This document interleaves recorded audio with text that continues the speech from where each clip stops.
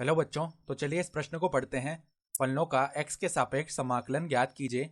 1/7x-5 तो यहाँ पर देखो हमारे पास में फलन दिया हुआ है 1/7x-5 इसका हमें x के सापेक्ष समाकलन ज्ञात करना है। तो प्रश्न में आगे बढ़ने से पहले इस प्रश्न से संबंधित जो मुख्य अवधारणा है उसके बारे में हम चर्चा कर लेते हैं। तो देखो मुख्य अवधारणा, देखो इस प्रश्न को हल करने के लिए हमें समाकलन का ये सूत्र पता होना चाहिए कि x की घात n का जो समाकलन है x के सापेक्ष वो क्या होता है, x की घात n+1 बटा में n+1 प्लस में समाकलन का अचर c। ठीक है, और यहाँ पर n का मान कोई भी अचर हो सकता है -1 के अलावा।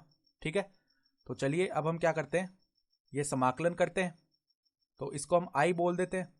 i बराबर में समाकलन 1/7x-5 इसकी घात है 3 और x के सापेक्ष कर रहे हैं तो यहाँ पर dx आ जाएगा। ठीक है, तो ये समाकलन करने के लिए हम क्या करते हैं, एक प्रतिस्थापन करते हैं। माना कि ये जो 7x-5 लिखा हुआ है इसको हम एक बार के लिए t बोल देते हैं।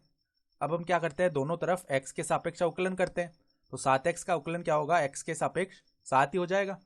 ठीक है, और -5 का अवकलन 0 हो जाएगा क्योंकि ये अचर है। फिर देखो t का अवकलन क्या होगा, x के सापेक्ष dt बट्टा में dx। तो अगर यहाँ से dx का मान लिखना चाहें तो वो क्या आ जाएगा, dt बट्टा में 7। ठीक है, तो देखो i का मान क्या बनेगा, i बराबर में समाकलन 1/7x-5 का मान क्या माना था, t, तो t की घात 3। फिर देखो dx का मान क्या है, dt बट्टा में 7 आएगा। तो 1/7 को हम बाहर निकाल सकते हैं समाकलन के क्योंकि अचर पद है। तो यहाँ पर देखो 1/t की घात 3 लिखा हुआ है तो इसको हम ऐसे लिख सकते हैं 1/7 समाकलन t की घात में -3 dt। तो ऐसा लिखने से क्या होगा, यहाँ पर ये समाकलन का सूत्र लगा सकते हैं हम। ठीक है, तो देखो ये सूत्र लगाते हैं, 1/7 t की घात क्या होगी, -3 + 1 यानी t की घात -2 बनेगा। और t का मान भी हम रख सकते हैं यहाँ पर।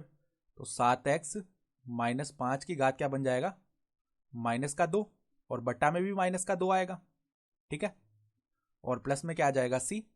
ठीक है, तो अब देखो यहाँ पर इस घात -2 को हम नीचे लाएंगे तो घात प्लस की हो जाएगी और ये पद नीचे आएगा।